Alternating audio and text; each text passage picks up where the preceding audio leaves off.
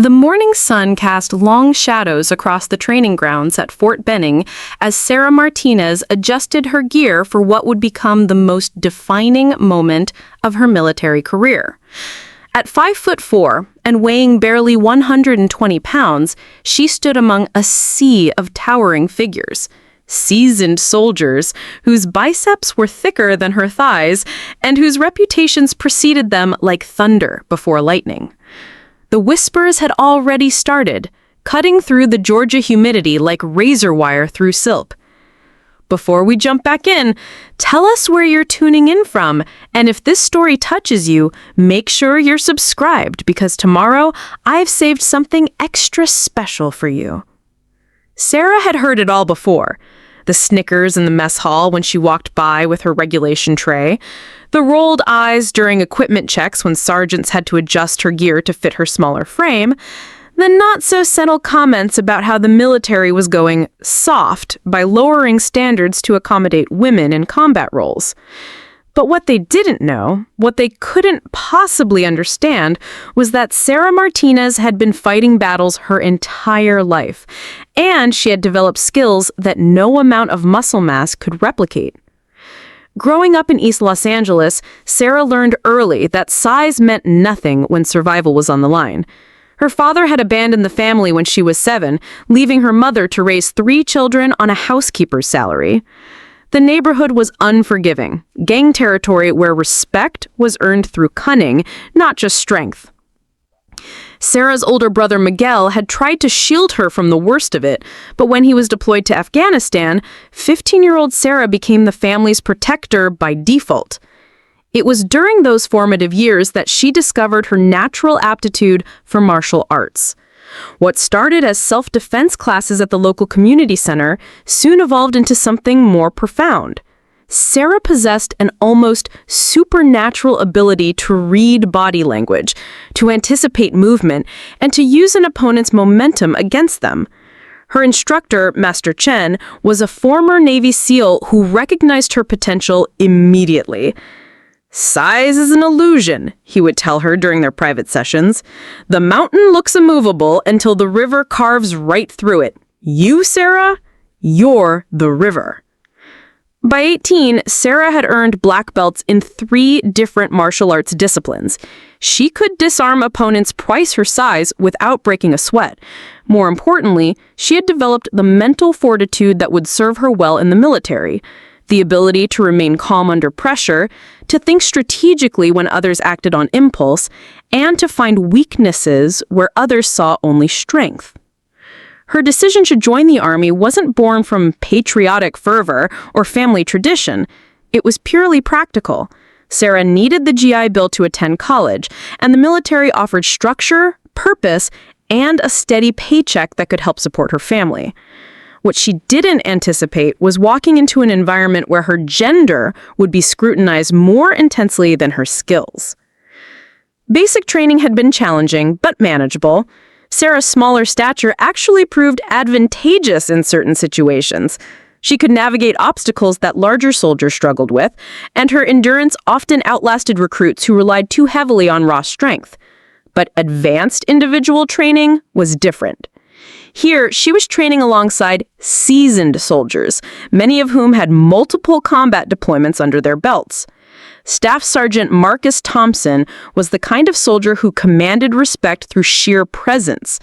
At 6'3" and 240 pounds of solid muscle, he looked like he had been carved from granite. His arms bore the scars of 3 tours in Iraq and 2 in Afghanistan. His chest displayed ribbons that told stories of bravery under fire, leadership in impossible situations, and the kind of experience that couldn't be taught in any classroom. Thompson had a reputation that extended far beyond Fort Benning. He was known throughout the Army as one of the most skilled hand-to-hand combat instructors in the service. Younger soldiers spoke his name with reverence. Officers sought his counsel on training matters. He was, by every measurable standard, a warrior's warrior. Which made his attitude towards Sarah all the more disheartening.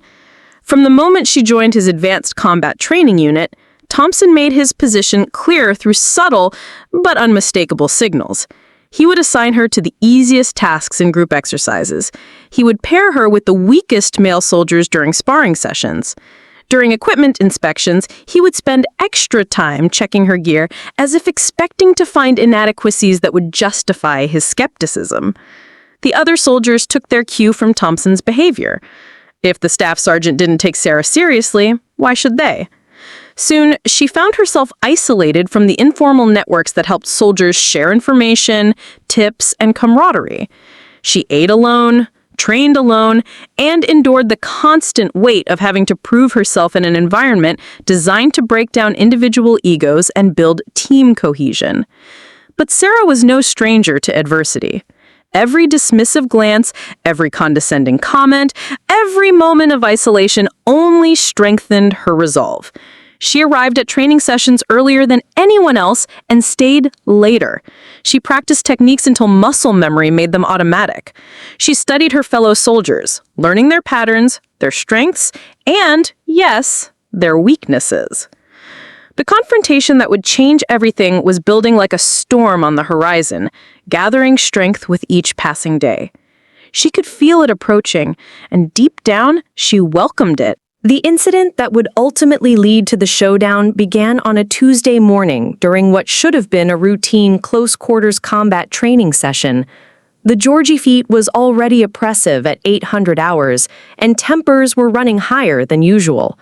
Sarah had been paired with Private First Class Jake Morrison, a recent addition to the unit who stood nearly 6 feet tall and outweighed her by at least 80 pounds. Morrison was eager to make an impression on Staff Sergeant Thompson, and he saw his pairing with Sarah as an opportunity to showcase his dominance. What was meant to be a controlled sparring exercise quickly escalated when Morrison decided to abandon technique in favor of brute force, attempting to overpower Sarah through sheer size and aggression. But Sarah had faced similar opponents countless times before. As Morrison lunged forward with telegraphed movements, she smoothly sidestepped, used his momentum against him, and executed a perfect hip toss that sent the much larger soldier sprawling onto the mat with a resounding thud that echoed across the training facility. The room fell silent. Morrison, red-faced and clearly embarrassed, scrambled to his feet with wounded pride burning in his eyes. Instead of acknowledging Sarah's superior technique, he muttered, just loud enough for others to hear, "Lucky shot, let's see her do that when it matters." Staff Sergeant Thompson's reaction was swift and telling. Rather than praising Sarah's textbook execution or correcting Morrison's poor sportsmanship, he simply called for the next pair of sparring partners, effectively dismissing what had just occurred. The message was clear. Sarah's success was an anomaly, not worthy of recognition or analysis. But word of the incident spread through the barracks like wildfire. Some soldiers began to whisper about the little girl who had dropped Morrison like a sack of potatoes. Others doubled down on their skepticism, claiming that sparring mats and real combat were completely different environments. The divide in opinions only intensified the scrutiny Sarah faced every day. The situation escalated further during a field training exercise the following week.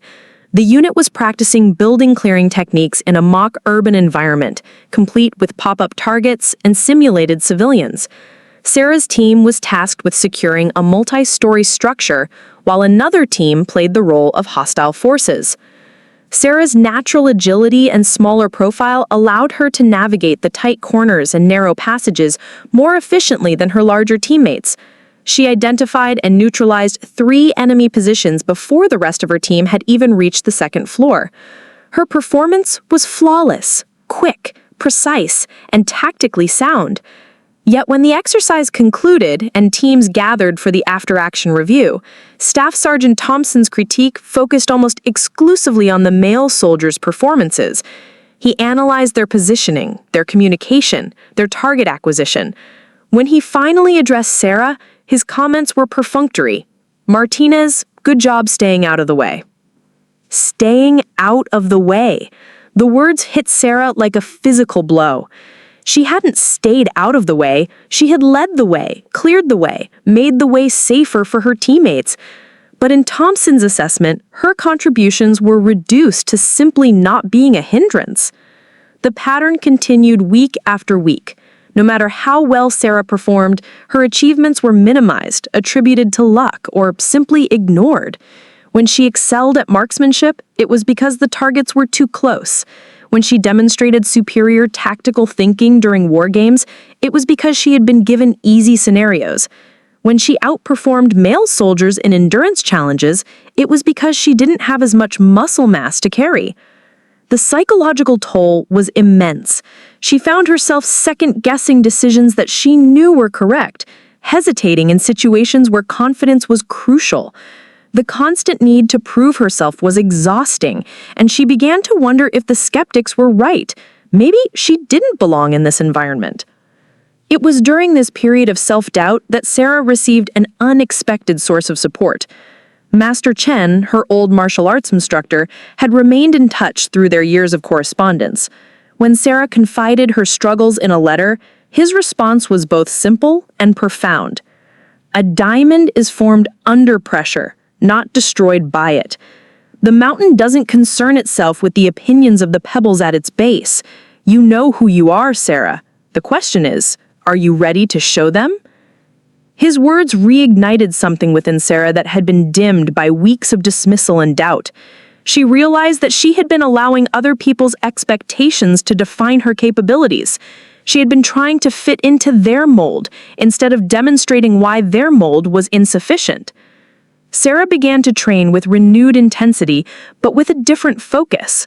Instead of simply trying to keep up or prove she belonged, she started preparing for the inevitable moment when her skills would be tested beyond any doubt. She studied not just techniques, but psychology. She analyzed not just her own performance, but the weaknesses in others' approaches. She also began to pay closer attention to Staff Sergeant Thompson's own methods and patterns. As a martial artist, Sarah understood that every fighter had tells, subtle habits and preferences that could be exploited by an observant opponent. Thompson was supremely confident in his abilities, perhaps too confident. His size and strength had served him well throughout his career, but Sarah began to notice that he relied on intimidation and overwhelming force more than finesse. The stage was being set for a confrontation that would test everything Sarah had learned, everything she believed about herself, and everything others assumed about what she was capable of achieving. The moment that would define Sarah Martinez's military career arrived on a humid Thursday afternoon in late September. The day had started like any other, with standard physical training followed by classroom instruction on advanced combat techniques. But tension had been building for weeks, and like a pressure cooker reaching its limit, something had to give. Staff Sergeant Thompson was demonstrating a series of grappling techniques to the assembled trainees, his massive frame moving with surprising grace as he executed each maneuver. His demonstrations were flawless, a testament to years of experience and natural athletic ability. As usual, he selected male volunteers to serve as his practice partners, methodically working through each technique while providing detailed commentary. The key to effective close-quarters combat, Thompson explained as he effortlessly controlled a soldier who outweighed Sarah by 60 pounds, is understanding leverage and using your opponent's strength against them. But that only works when you have the baseline physical capabilities to execute the techniques properly. His eyes found Sarah in the crowd as he spoke those final words, the implication crystal clear. She felt the familiar heat of frustration rising in her chest, but forced herself to remain calm. Master Chen's voice echoed in her memory. Anger is a fire that burns the hand that holds it. As the demonstration concluded, Thompson opened the floor for questions. Several soldiers inquired about specific scenarios, grip variations, and counter techniques. Sarah found herself raising her hand almost without conscious thought. "Staff Sergeant," Sarah said, her voice steady despite the rapid beating of her heart, "I was wondering if you could demonstrate how these techniques might work when there's a significant size and strength disparity between opponents." The room grew noticeably quieter. Thompson's expression shifted slightly, his eyes narrowing as he processed the question. "What exactly are you asking, Martinez?" Sarah felt every pair of eyes in the room focused on her, but she maintained her composure. Master Chen's voice echoed in her memory. Anger is a fire that burns the hand that holds it. As the demonstration concluded, Thompson opened the floor for questions. Several soldiers inquired about specific scenarios, grip variations, and counter techniques.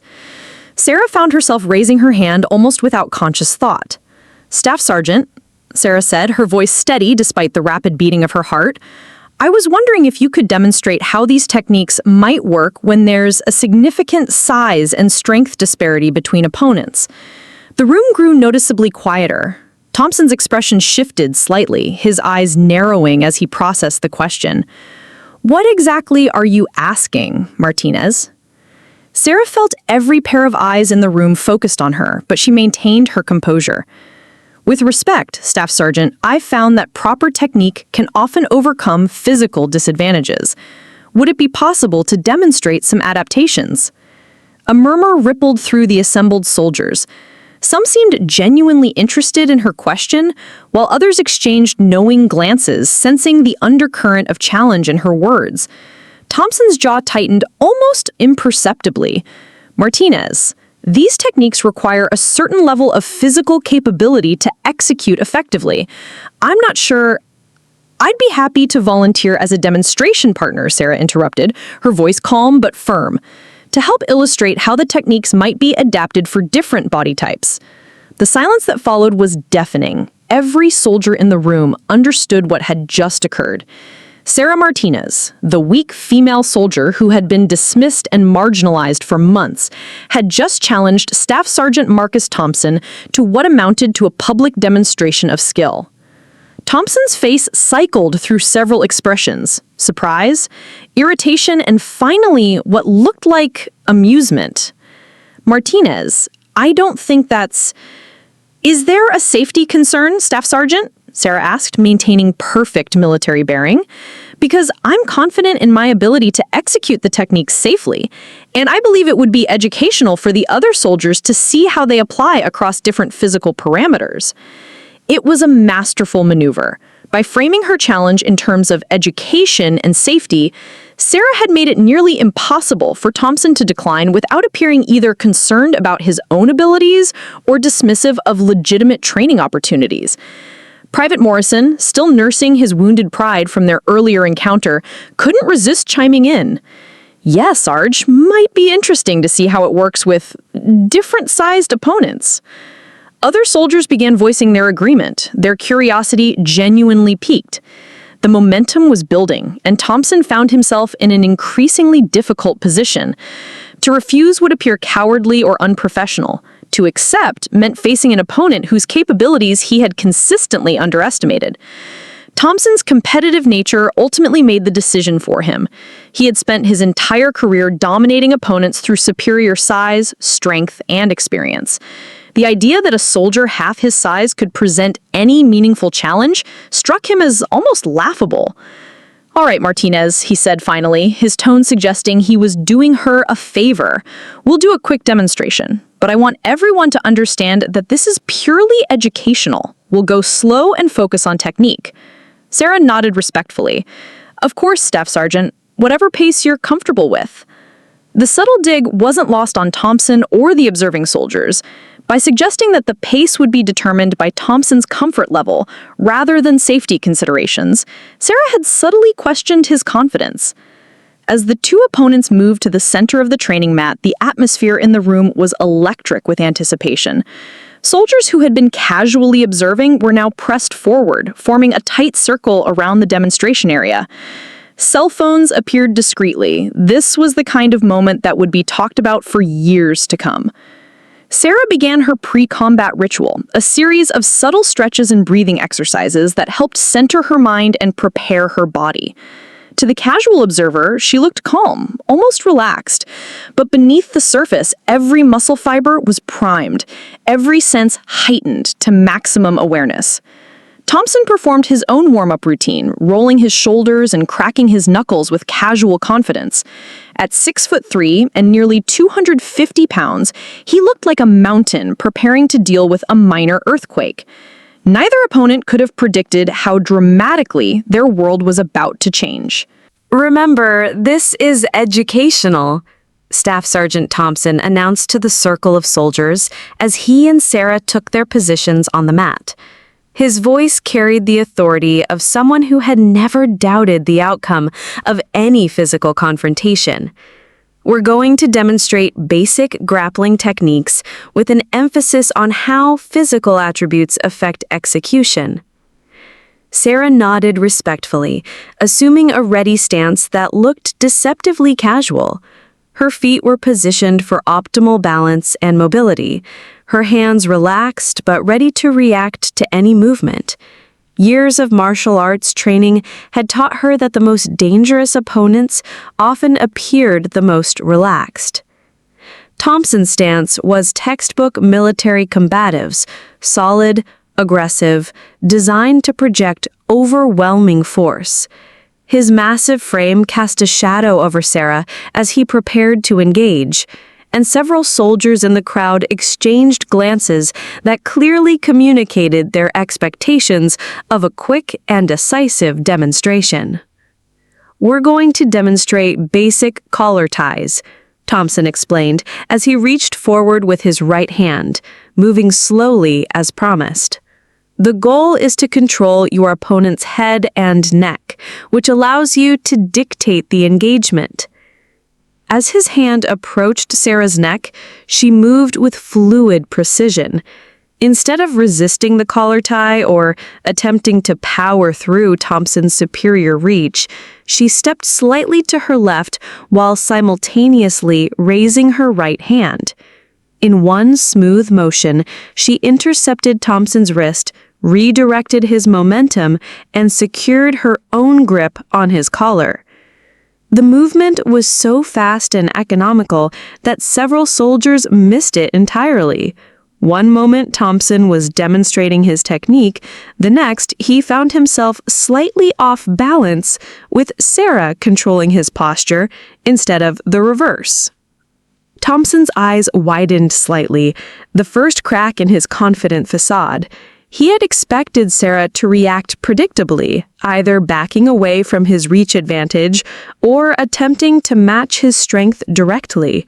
Instead, she had used his forward momentum to close the distance and establish her own control position. "Interesting reversal, Martinez," Thompson said, his voice maintaining its instructional tone despite the surprise. "But now you're in close with someone who has a significant size advantage." He attempted to reassert control by using his free hand to break Sarah's grip while simultaneously driving forward with his superior mass. It was a sound tactical decision that would have overwhelmed most opponents. But Sarah had spent years training specifically for these scenarios. As Thompson's left hand moved to break her grip, she anticipated the movement and flowed into her next technique. She released her hold on his collar as he reached for her wrist, causing him to grasp empty air while she ducked under his extended arm. In the space of a heartbeat, Sarah had moved from in front of Thompson to his right side, her left arm snaking around his waist while her right hand controlled his far shoulder. She was now positioned for a hip throw, but instead of attempting to execute the technique immediately, she paused. "Staff Sergeant, would you like me to demonstrate the throw, or should we reset?" It was a moment of professional courtesy that spoke volumes about Sarah's character. Despite having achieved a dominant position, she was offering Thompson the chance to save face by treating this as a controlled demonstration rather than a competitive engagement. But Thompson's ego wouldn't allow him to acknowledge that he had been outmaneuvered by someone he had consistently underestimated. "Go ahead and show the technique, Martinez," his voice said, his voice tight with controlled frustration. "Let's see what you can do." It was exactly the response Sarah had expected, and exactly the mistake she had been hoping for. Thompson's ego had just given her permission to demonstrate the full extent of her capabilities. What happened next would be replayed in slow motion in the minds of every soldier present for years to come. Sarah's movements were poetry in motion, economical, precise, and devastatingly effective. She lowered her center of gravity, drove her hip into Thompson's thigh, and executed a perfect hip throw that used every ounce of his size and weight against him. The throw itself was technically flawless, but what made it truly spectacular was the way Sarah controlled his descent. Rather than simply dumping him hard onto the mat, she guided his fall, ensuring he landed safely while still demonstrating the complete effectiveness of the technique. Staff Sergeant Marcus Thompson, veteran of 5 combat deployments, recipient of multiple commendations for valor, and one of the Army's most respected hand-to-hand combat instructors, hit the mat with a sound that reverberated through the sudden silence of the training facility. For a moment, time seemed suspended. Thompson lay on his back, staring up at the ceiling with an expression of complete bewilderment. Sarah stood beside him, extending her hand to help him up, a gesture of respect between warriors that somehow made the demonstration even more profound. The circle of watching soldiers stood in stunned silence. Several had their mouths hanging open. Others were looking around at their fellow trainees as if seeking confirmation that they had really witnessed what they thought they had seen. But perhaps the most telling reaction came from Private Morrison, the soldier who had been so eager to dismiss Sarah's earlier success as luck. His face had gone completely pale, and he was staring at Sarah with something that looked suspiciously like fear. Thompson accepted Sarah's help getting to his feet, his movements lacking their usual fluid confidence. As he stood, Sarah could see him processing what had just occurred, his tactical mind analyzing the sequence of events that had led to his current position on his back. "Good technique, Martinez," he said finally, his voice strained but professional. "Very educational." But Sarah wasn't finished. As Thompson dusted himself off and prepared to conclude the demonstration, she spoke again. "Staff Sergeant, if I may, I think there might be more educational value in exploring how to defend against that technique. Would you be willing to try again, knowing what to expect this time?" The second challenge hung in the air like smoke from a fired gun. Thompson found himself in an impossible position. To decline would be to admit that Sarah's success hadn't been a fluke, but accepting meant risking further embarrassment in front of his soldiers. The watching circle had grown larger as word of the demonstration spread throughout the training facility. Soldiers from other units had begun filtering in, drawn by whispers of something extraordinary happening in Building C.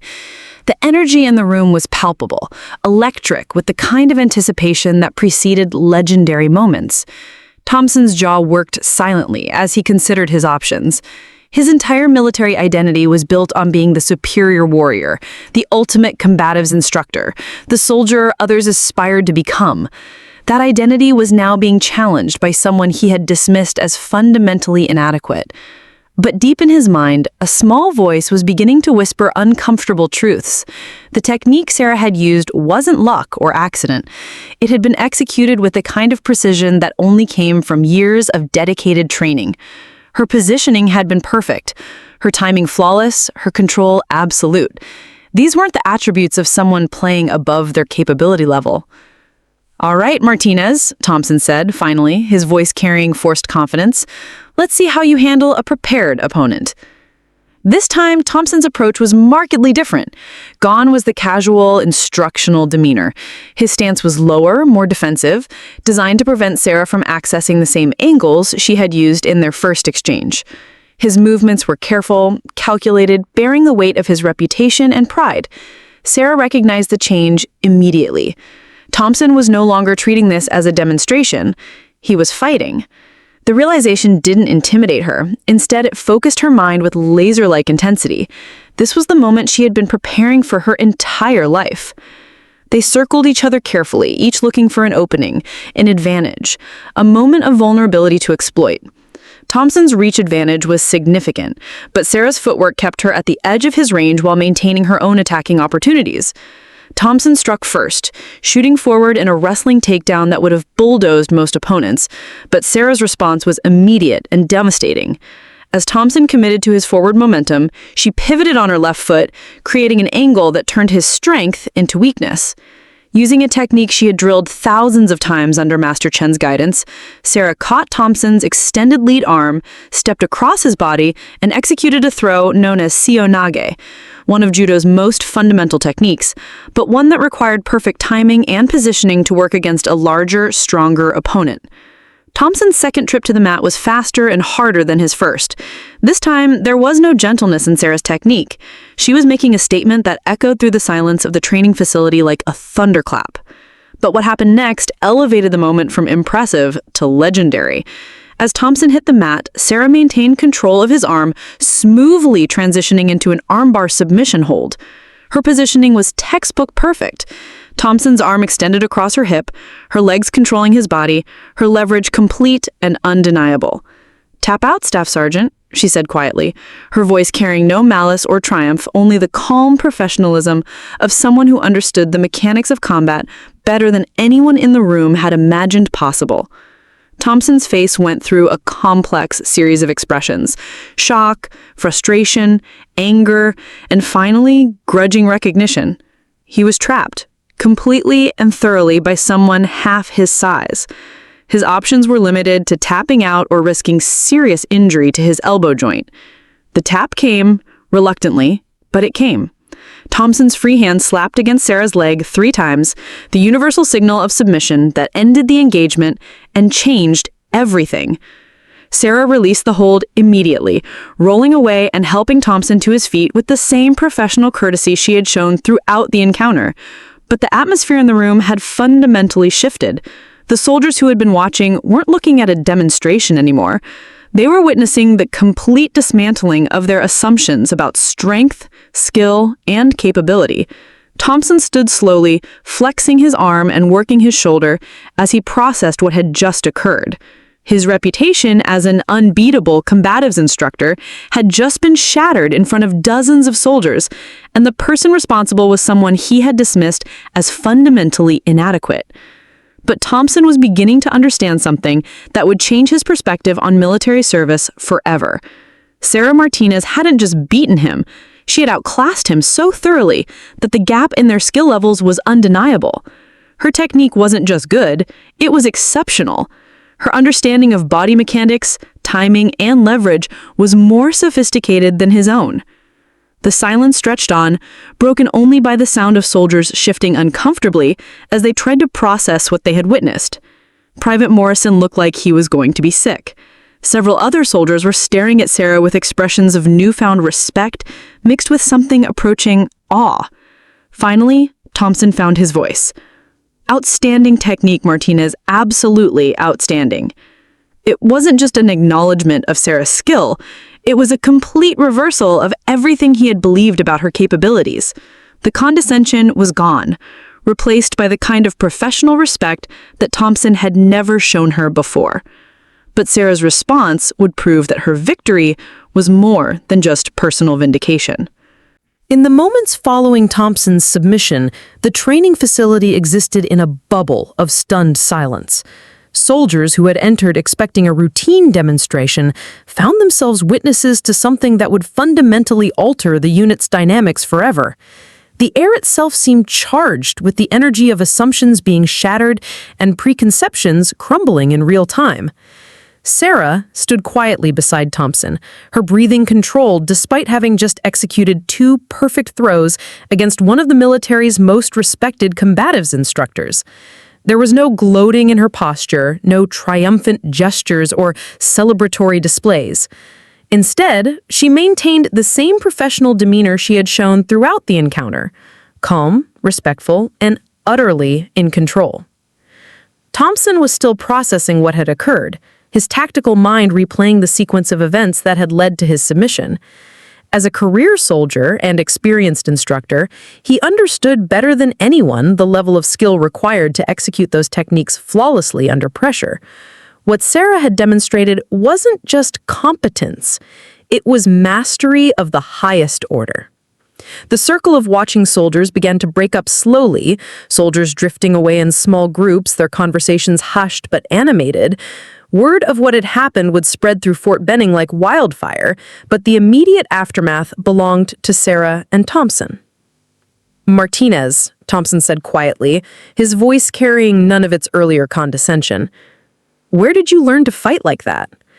It was the first time he had ever asked her a question about her background, the first indication that he viewed her as someone worth understanding rather than merely tolerating. "Growing up in East LA, Staff Sergeant," Sarah replied simply. "Started martial arts when I was young. Had a good instructor who taught me that technique beats strength when applied correctly." Thompson nodded slowly, pieces of a puzzle clicking into place. "What disciplines?" "Judo, Brazilian Jiu-Jitsu, and Krav Maga primarily. Some Muay Thai for striking." Sarah's answers were matter-of-fact, without boastfulness or false modesty. "How long?" 12 years of serious training before enlisting. I have kept up with it since." Thompson was quiet for a long moment, considering the implications. 12 years of dedicated martial arts training represented more combat-specific preparation than most soldiers received in their entire careers. Sarah hadn't just been underestimated, she had been catastrophically misjudged. "Why didn't you say anything?" Thompson asked, genuine curiosity replacing his earlier skepticism. "When soldiers were questioning your capabilities, why didn't you mention your background?" Sarah's response revealed the depth of character that made her exceptional not just as a fighter, but as a soldier. "With respect, Staff Sergeant, I didn't join the Army to prove I could fight. I joined to serve. I figured my abilities would speak for themselves when it mattered." It was a profound statement that highlighted everything Thompson had gotten wrong about Sarah Martinez. While he and others had been focused on her perceived limitations, she had been quietly demonstrating competence in every aspect of military service. Her marksmanship scores were excellent, her physical fitness reports were outstanding, and her tactical knowledge was comprehensive. The only thing she was lacking was respect. Over the following days, the ripple effects of the demonstration spread throughout the base. Soldiers who had previously dismissed Sarah found themselves reassessing their assumptions not just about her, but about the nature of strength and capability in general. The story grew with each telling, but remarkably, the core facts remained accurate, a testament to how memorable the actual event had been.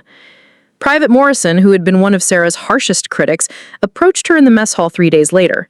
His usual swagger was notably absent, as he asked permission to sit at her table.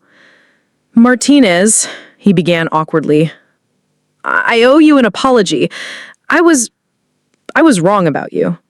Sarah looked up from her meal, studying Morrison's face for signs of insincerity or hidden agenda. Finding none, she nodded slightly. "Apology accepted, Morrison. We all make mistakes. I was wondering if maybe you'd be willing to show me some of those techniques. I mean, if you have time." It was a request that Sarah had been expecting. Word had gotten around that she was willing to share her knowledge with soldiers who approached her respectfully. What had started as a demonstration of her own capabilities was evolving into an opportunity to improve the unit's overall combat readiness. "I'd be happy to help," Sarah replied, "but understand that what you saw wasn't magic. It's the result of years of disciplined practice and proper instruction. If you're serious about learning, you need to be prepared for serious training." Morrison nodded eagerly. "Yes, ma'am. Yes, Martinez. I'm serious." The formal shift in his tone was not lost on either of them. For the first time since joining the unit, Sarah was being addressed with genuine respect rather than grudging tolerance. But the most significant change came from Staff Sergeant Thompson himself. During the unit's next training session, he publicly acknowledged Sarah's expertise and asked her to assist with instruction. The request was unprecedented. Thompson had never shared teaching responsibilities with anyone, let alone a soldier he had previously marginalized. "Martinez has demonstrated advanced capabilities in close-quarters combat," Thompson announced to the assembled soldiers. "I've asked her to help with instruction so you can all benefit from her expertise." The transformation was remarkable. Within a week, Sarah had gone from being the weak female soldier that others barely tolerated to being recognized as one of the unit's most valuable assets. But perhaps more importantly, her example had begun to change how the entire unit thought about strength, capability, and the value of diverse skills and perspectives. The real test, however, would come when these lessons were applied in actual combat situations. The transformation within Sarah's unit following her demonstration with Staff Sergeant Thompson was nothing short of remarkable. Within 48 hours, the entire dynamic of daily military life had shifted. Soldiers who had previously treated Sarah as an unwelcome burden began seeking her input on tactical matters. Those who had questioned her presence in combat roles started asking genuine questions about her training methods and combatives philosophy. But perhaps the most significant change occurred during the unit's weekly assessment meeting. Colonel Patricia Hayes, the commanding officer of the training battalion, had called for detailed reports on each soldier's progress and capabilities. When Thompson reached Sarah's file, his assessment was dramatically different from previous evaluations. "Martinez has demonstrated exceptional proficiency in close-quarters combat," Thompson reported, his voice carrying none of the reluctance that had characterized his earlier assessments.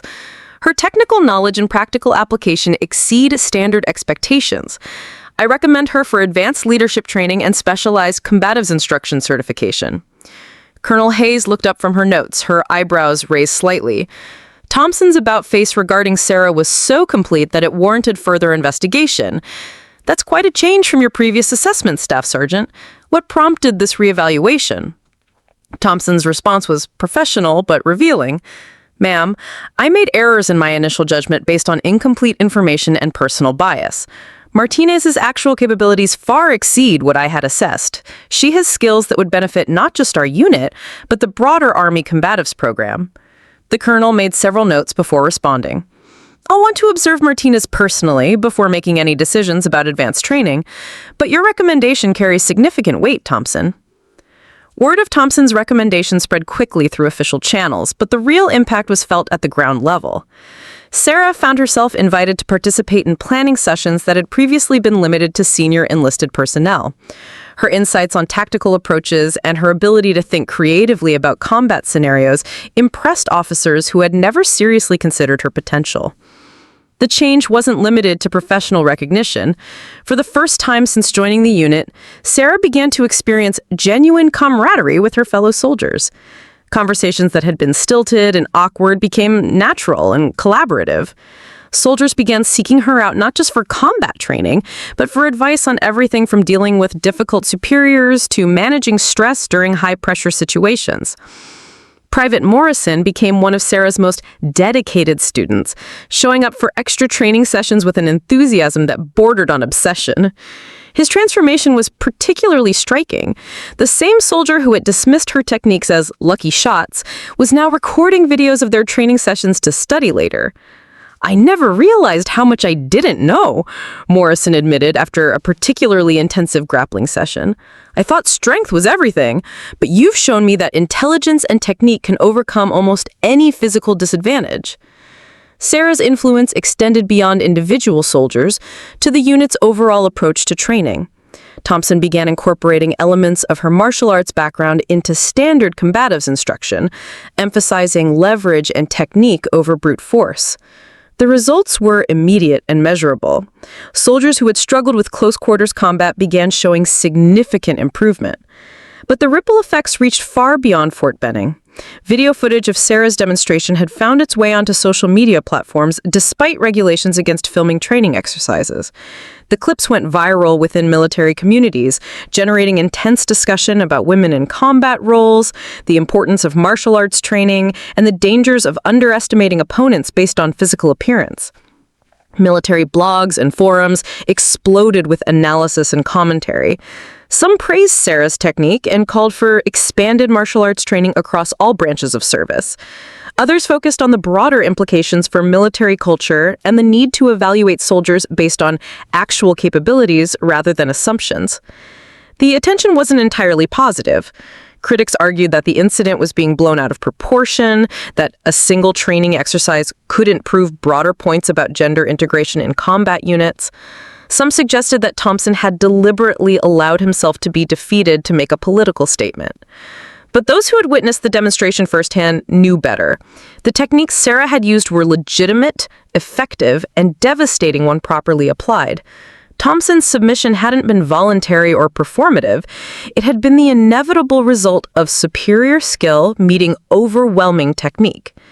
Sarah herself remained focused on her primary mission, becoming the best soldier she could be while helping her unit achieve peak readiness. The attention and recognition were gratifying, but they didn't change her fundamental approach to military service. She continued arriving early for training, studying tactics and strategy in her spare time, and pushing herself to higher levels of performance. However, the viral nature of her story brought unexpected opportunities. Martial arts schools near military installations began reporting increased interest from service members. Combat sports programs saw enrollment spikes. Most significantly, military leadership began seriously examining whether traditional combatives training was adequate for modern warfare requirements. Sarah received dozens of messages from female soldiers across different branches of service, many sharing their own stories of being underestimated or marginalized. Her example had become a symbol of what was possible when skill and determination overcame prejudice and assumption. "You've inspired more than just our unit," Thompson told her during a private conversation several weeks after their encounter. "I've been getting calls from instructors at other bases asking about your training methods. There's serious interest in developing more comprehensive martial arts programs based on what you've demonstrated." The conversation revealed how profoundly the incident had affected Thompson personally. His entire worldview regarding strength, capability, and military effectiveness had been challenged and ultimately transformed by Sarah's example. "I owe you an apology, Martinez, not just for underestimating your abilities, but for allowing my own biases to blind me to the potential contributions of soldiers who don't fit traditional molds. You've made me a better instructor and a better leader."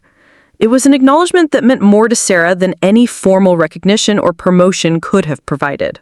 3 months after the demonstration that had transformed her unit's dynamics, Sarah Martinez faced the ultimate test of her abilities.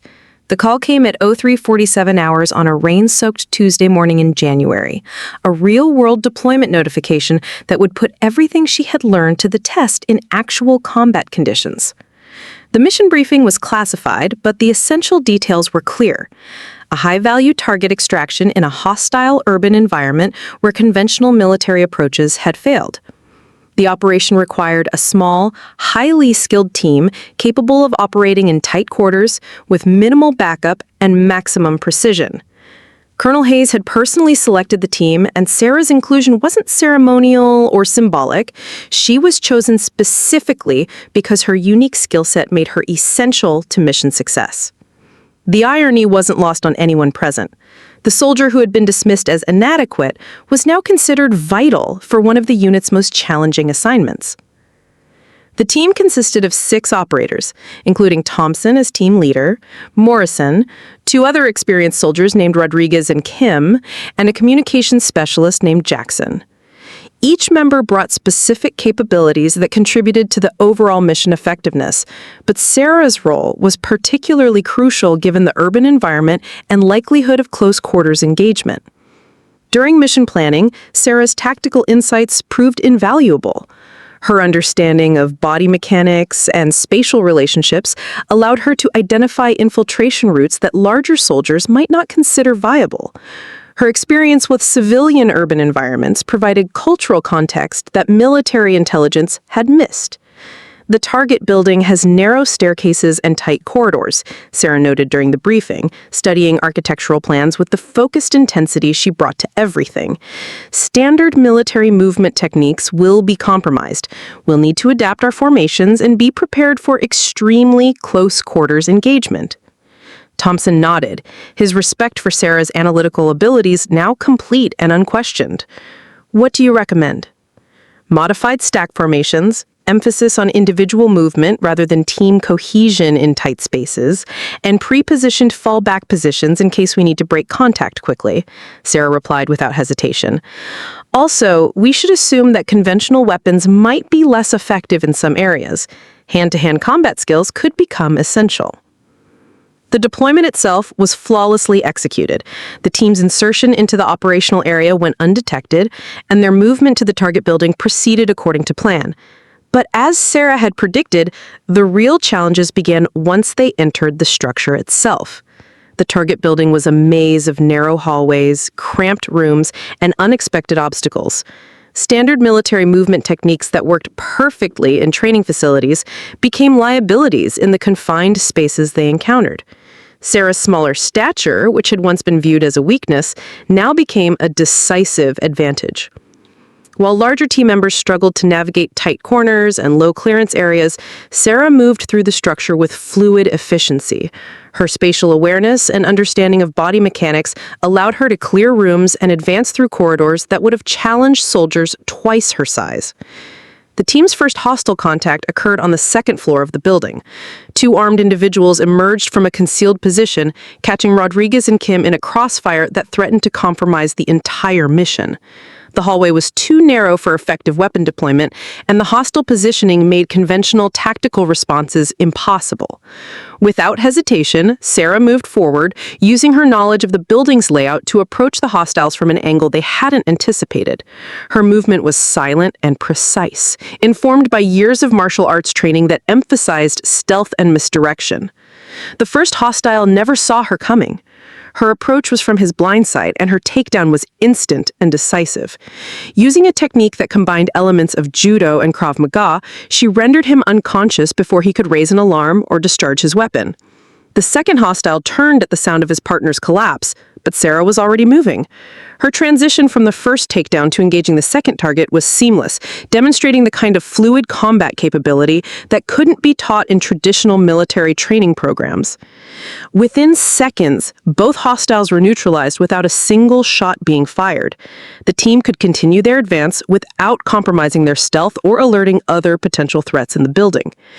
"Outstanding work, Martinez," Thompson whispered into his comm system, his admiration evident even through the tactical channel. Textbook execution. But Sarah was already focused on the next phase of the mission.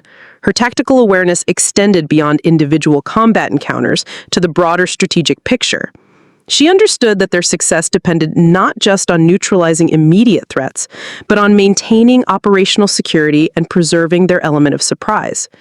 The team's advance to the target location proceeded without further incident, largely because Sarah's initial engagement had prevented an alarm from being raised. When they finally reached their objective, a high-value intelligence asset requiring immediate extraction, the operation's success was directly attributable to the skills that had once been dismissed as irrelevant. During the extraction phase, Sarah's capabilities proved essential once again. The asset was injured and unable to move quickly through the building's narrow passages. Sarah's understanding of body mechanics and emergency movement techniques enabled her to assist the extraction while maintaining tactical readiness for additional threats. The team's exodus from the building and successful completion of the mission represented a validation of everything Sarah had worked to prove. Her contributions hadn't been supplementary or symbolic. They had been mission critical. Without her specific skill set and tactical contributions, the operation would have failed. As they waited for extraction at the designated landing zone, Thompson approached Sarah with an expression of profound respect and gratitude. "Martinez," he said quietly, "I want you to know that this mission's success was directly dependent on your contributions. Your skills, your insights, your execution, everything was exactly what we needed when we needed it." It was the ultimate vindication of Sarah's capabilities and the complete reversal of the assumptions that had once defined her military experience. The successful completion of Sarah's first combat deployment marked a turning point, not just in her own career, but in how the entire military establishment viewed the integration of diverse skills and backgrounds in combat units. The after-action reports from her mission were unprecedented in their praise for her tactical contributions and combat effectiveness. Colonel Hayes personally debriefed the team, and her assessment of Sarah's performance was unequivocal. Martinez demonstrated exceptional tactical awareness, superior combat skills, and mission-critical decision-making under pressure. Her contributions were essential to mission success and should serve as a model for future operations. Within weeks of the team's return, Sarah found herself at the center of a broader discussion about military training and personnel development. Senior officers who had never heard of her before were requesting detailed reports on her background, training methods, and tactical philosophy. The Army's combative school at Fort Benning formally invited Sarah to participate in instructor development programs, an honor typically reserved for soldiers with years of teaching experience and multiple combat deployments. Her unique blend of martial arts expertise and proven combat effectiveness made her an ideal candidate for developing new training protocols. But perhaps the most significant recognition came from an unexpected source. Master Chen, her original martial arts instructor, received a formal letter of appreciation from the Department of Defense acknowledging his role in developing skills that had proven invaluable in actual combat operations. "Your student has brought great honor to our teachings," Master Chen wrote to Sarah in his response letter. "But more importantly, she has demonstrated that the principles we practice in peaceful settings have real meaning when lives are at stake. You have shown that strength comes in many forms and that the warrior's true weapon is the mind, not the body." Sarah's influence extended far beyond her immediate unit. Military martial arts programs across all branches of service began incorporating elements of her training philosophy. The emphasis shifted from purely strength-based techniques to more sophisticated approaches that emphasized leverage, timing, and tactical awareness. Female soldiers throughout the military started reaching out to Sarah, seeking advice on how to navigate skepticism and prove their capabilities in male-dominated environments. She found herself serving as an unofficial mentor to dozens of service members who faced similar challenges in their own units. "The key," Sarah would tell them during video calls and written correspondence, "isn't to prove you're as strong as the men around you. It's to prove that strength comes in different forms, and that the military is stronger when it recognizes and utilizes all types of capability." Her message resonated particularly strongly with soldiers who brought non-traditional backgrounds to military service. Fighters, dancers, rock climbers, and athletes from various disciplines began to see how their unique skills could contribute to military effectiveness rather than being viewed as irrelevant curiosities. Staff Sergeant Thompson underwent his own transformation during this period. His experience with Sarah had fundamentally changed his approach to leadership and instruction. He began actively seeking out soldiers with diverse backgrounds, looking for hidden capabilities that traditional assessment methods might miss. "I learned that my job as an instructor isn't to fit soldiers into predetermined molds. It's to identify and develop the unique strengths that each soldier brings to the unit. Sarah Martinez taught me that lesson more effectively than any leadership course ever could have." Thompson's evolution as a leader became a case study in military leadership programs. His willingness to acknowledge his mistakes, adapt his methods, and publicly credit Sarah's influence on his development made him a more effective instructor and a better soldier. The ripple effects continued to spread throughout the military establishment. Training protocols were updated to include more comprehensive martial arts instruction. Physical fitness standards were revised to place greater emphasis on functional movement and tactical application rather than pure strength metrics. Most significantly, evaluation procedures for combat roles were modified to include practical skill demonstrations rather than relying solely on traditional metrics like height, weight, and basic fitness scores. Sarah's example had proven that combat effectiveness couldn't be measured by conventional standards alone. The changes weren't universally welcomed. Some traditionalists argued that the military was compromising its standards and abandoning proven methods in favor of political correctness. But the objective results were undeniable. Units that incorporated Sarah's training methods showed measurable improvements in close-quarters combat effectiveness and overall tactical performance. Sarah herself remained focused on continuous improvement rather than resting on her achievements. She pursued additional certifications in specialized combat techniques, studied advanced tactical theory, and continued developing her leadership capabilities. Her goal was never to prove a point about gender integration. It was to become the most effective soldier possible. During a promotion ceremony 6 months after her deployment, Sarah was awarded the Army Commendation Medal for her combat performance and the impact of her contributions to military training development. But the recognition that meant the most to her came from Private Morrison, who had completed his own transformation from skeptic to skilled practitioner. Sergeant Martinez, I want you to know that you didn't just change how I think about fighting, you changed how I think about leadership, about potential, about what it means to be a soldier. You made me better at everything I do.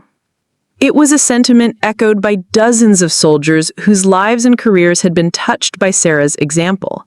Her impact extended far beyond combat techniques to fundamental questions about leadership, mentorship, and the responsibility to help others achieve their potential. As Sarah looked around the room at the soldiers whose perspectives had been transformed by their shared experiences, she realized that her greatest victory hadn't been defeating Thompson in that training demonstration. It had been proving that excellence could emerge from unexpected places, and that the military was strongest when it recognized and developed all forms of capability. 2 years after the training demonstration that had changed everything, Sarah Martinez stood before a packed auditorium at the Army War College, preparing to deliver a keynote address on leadership and the integration of diverse capabilities in modern military operations. The irony of the moment wasn't lost on her. The weak female soldier who had once been dismissed by her own unit was now being asked to share her insights with the Army's most senior leaders. The audience included generals, colonels, and other high-ranking officers from across the military establishment. Many had come specifically to hear from the soldier whose example had influenced training protocols and personnel policies throughout the armed forces. But Sarah's message wasn't about her own achievements. It was about the broader lessons her experience had revealed. Excellence doesn't always come in the packages we expect, Sarah began, her voice carrying the confident authority that had developed through proven performance. The military's greatest strength has always been its ability to identify and develop potential wherever it exists. But sometimes our own assumptions can blind us to the capabilities right in front of us. She went on to describe her journey from marginalized outsider to respected leader, but her focus remained on the systemic changes her experience had helped catalyze. The new training protocols that emphasized technique over brute strength, the evaluation methods that looked beyond traditional metrics to assess actual combat capability, the leadership development programs that taught officers to recognize and nurture diverse forms of excellence. Staff Sergeant Thompson taught me one of the most important lessons of my career, though not in the way either of us expected. He showed me that even experienced, well-intentioned leaders can fall victim to bias and assumption, but he also demonstrated something equally important, that true leaders are willing to admit their mistakes, adapt their methods, and grow from their experiences. Thompson himself was in the audience, now promoted to Sergeant First Class and serving as the senior combatives instructor at Fort Benning. His own transformation had become legendary within military training circles, and he frequently spoke about the importance of maintaining open minds when evaluating soldier potential. The data supporting Sarah's message was compelling. Units that had adopted her training methods showed consistent improvements in close-quarters combat effectiveness. Female recruitment and retention rates had increased significantly as word spread about changing attitudes toward diverse capabilities. Most importantly, Overall military readiness had improved as commanders learned to identify and utilize the full spectrum of skills their soldiers possessed. But the impact extended beyond measurable metrics to fundamental changes in military culture.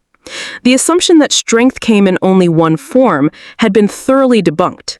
Training programs now emphasize the importance of technique, tactical awareness, and adaptability alongside traditional strength and endurance requirements. Sarah's influence had also reached civilian martial arts communities. Military veterans returning to civilian life brought with them enhanced appreciation for diverse fighting styles and training methods. Martial arts schools reported increased interest from law enforcement agencies seeking to improve their officers' capabilities in close-quarter situations.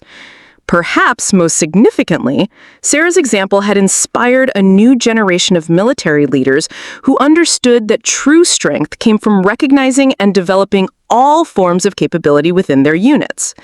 Young officers who had studied her case began their careers with fundamentally different assumptions about leadership and potential. During the question and answer session following her presentation, a young lieutenant asked about the personal cost of challenging established assumptions and proving oneself in hostile environments. The isolation was difficult, Sarah acknowledged honestly. Being constantly questioned and having to prove yourself repeatedly takes a psychological toll. But I learned that you can't wait for others to recognize your worth. You have to demonstrate it through consistent excellence and professional behavior. She paused, considering her words carefully. But I also learned that changing minds isn't just about individual achievement. It's about making it easier for the people who come after you. Every barrier we break down, every assumption we challenge, every stereotype we shatter makes the path clearer for the next person. The audience included several young female officers who had entered military service inspired by Sarah's example. Their presence represented the tangible impact of her achievements, proof that excellence in unexpected forms could inspire others to pursue their own potential. After the presentation, Sarah was approached by Colonel Hayes, who had since been promoted to Brigadier General and now oversaw training development for the entire Army. "Martinez," General Hayes said, "I want you to know that your impact extends far beyond what you might realize. The changes we've implemented based on your example have made the entire Army more effective. You've helped us become better at identifying and developing the potential that exists in every soldier." It was recognition that Sarah valued deeply, but her focus remained on the future rather than past achievements. She was currently working on advanced tactical development programs that would incorporate lessons learned from her own experience while preparing the military for emerging challenges.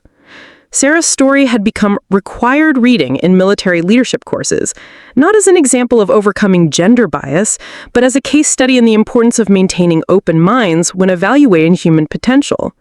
Her techniques were taught in combative schools worldwide, and her tactical innovations had been incorporated into special operations training programs.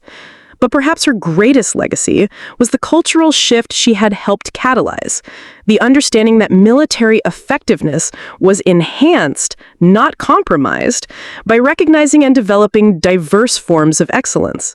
The assumption that strength came in only one form had been permanently shattered, replaced by a more sophisticated understanding of human capability and potential. 5 years after that pivotal training demonstration at Fort Benning, the ripple effects of Sarah Martinez's moment of truth continued to reshape military culture in ways that neither she nor anyone else could have anticipated. What had begun as a simple challenge to demonstrate technique had evolved into a fundamental reimagining of how the military identified, developed, and utilized human potential. Sarah herself had progressed to the rank of Staff Sergeant and was now serving as the senior instructor at the newly established Army Center for Advanced Combatives, a facility created specifically to develop and disseminate the training methods her example had inspired. The center had become a destination for military personnel from allied nations seeking to enhance their own combat training programs. The transformation wasn't limited to combat training. Sarah's example had sparked broader conversations about leadership, mentorship, and the responsibility of senior personnel to recognize and develop potential in all its forms. Military leadership programs now included case studies based on her experience, focusing not just on her individual achievements, but on the systematic failures that had nearly prevented those achievements from being recognized. Staff Sergeant Thompson, now serving as Sarah's deputy at the Advanced Combative Center, had become one of the military's most sought-after instructors in leadership development. His willingness to publicly acknowledge his own biases and demonstrate how leaders could grow from their mistakes had made him a powerful advocate for cultural change. Sarah didn't just change how we think about combat training, Thompson often told new instructor candidates. She changed how we think about human potential itself. She forced us to confront the reality that our assumptions about capability were limiting our effectiveness as an organization. The data supporting this transformation was compelling and extensive. Military units that had implemented Sarah's training methods showed not just improved close-quarters combat capabilities, but enhanced overall unit cohesion and performance. The emphasis on technique over brute strength had revealed hidden capabilities in soldiers who had previously been overlooked or underutilized. Female recruitment and retention rates had increased dramatically across all branches of service. More importantly, the quality of female recruits had improved as word spread that the military was genuinely committed to recognizing and developing diverse forms of excellence. Young women who possessed martial arts backgrounds, dance training, gymnastics experience, and other non-traditional athletic skills were finding that their capabilities were not just accepted, but actively valued. The impact extended beyond the military to civilian law enforcement and security organizations. Police departments, federal agencies, and private security firms had begun adopting training methods based on Sarah's example, recognizing that effective conflict resolution often required finesse and technique rather than overwhelming force. International attention had been equally significant. Military delegations from allied nations regularly visited the Advanced Combative Center to observe training methods and discuss implementation strategies. Sarah's story had been translated into multiple languages and was studied in military academies around the world as an example of how organizational culture could evolve to better utilize human potential. But perhaps the most meaningful impact was visible in the new generation of soldiers who had entered military service inspired by Sarah's example. Young men and women who brought diverse backgrounds and non-traditional skill sets no longer felt the need to hide or minimize their capabilities. They understood that excellence came in many forms and that their unique contributions could enhance rather than compromise military effectiveness.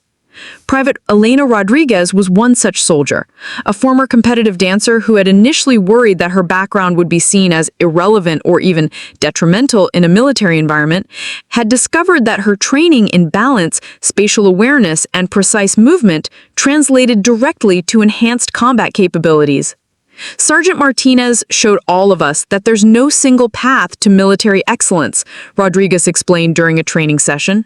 Her example gave me the confidence to bring my whole self to military service instead of trying to fit into someone else's idea of what a soldier should be.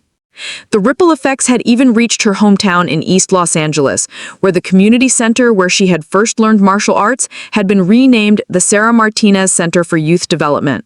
Master Chen, now in his 70s, but still teaching, had established a scholarship program to help young people from disadvantaged backgrounds access martial arts training and educational opportunities. Sarah proved that excellence can emerge from anywhere, Master Chen reflected during the center's dedication ceremony. But more importantly, she proved that when we recognize and nurture that excellence, it can transform entire organizations and communities. Sarah's own journey continued to evolve. She was currently pursuing advanced degrees in organizational psychology and leadership development, seeking to understand the academic foundations underlying the practical changes she had helped implement. Her research focused on how organizations could systematically identify and overcome bias in talent recognition and development. The military had also recognized that Sarah's impact extended beyond training and combat effectiveness. She had been selected to serve on committees addressing recruitment, retention, and leadership development.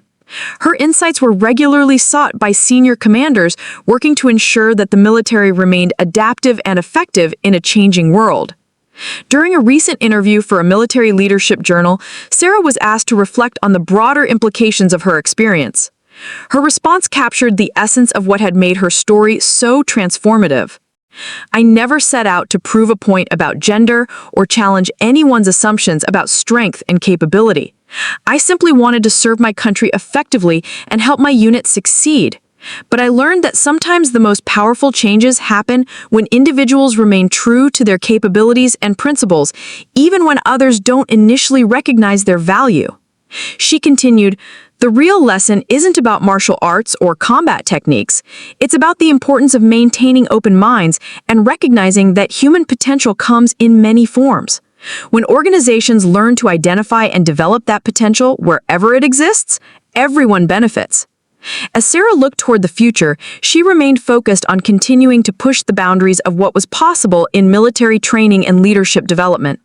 Her story had become proof that individual excellence, when properly recognized and supported, could catalyze organizational transformation that benefited everyone. The young woman who had once been dismissed as a weak female soldier had not only proven her own capabilities, but had helped create an environment where the next generation of soldiers would never face the same assumptions and limitations that had nearly prevented her own success. Her legacy was measured not just in the techniques she had taught or the barriers she had broken, but in the fundamental shift in understanding about human potential and organizational excellence that her example had inspired. It was a reminder that sometimes the most profound changes begin with a single person's willingness to demonstrate what they were truly capable of achieving. Up next, you've got 2 more standout stories right on your screen. If this one hit the mark, you won't want to pass these up. Just click and check them out. And don't forget to subscribe and turn on the notification bell so you don't miss any upload from us.